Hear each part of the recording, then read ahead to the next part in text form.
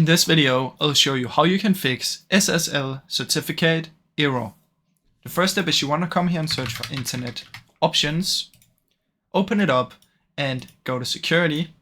Make sure you put it on medium high, which is in the middle. So if you have anything above it, just put it on medium high.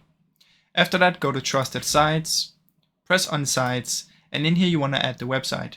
So just type in the full one, youtube.com, whatever, which one, and press Add, and then you can close it down.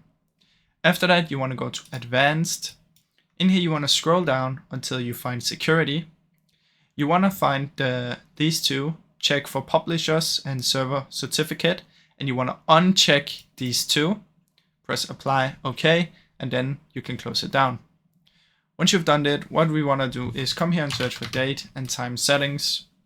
In here, turn this off and then on again. So just turn it off and on, so it says the time again. And then you want to press Sync Now. After that, restart your PC, and then it should hopefully work. Now, I really hope this video helped you. If it did, please leave a like and subscribe, as it helps me out a ton. Thank you so much for watching.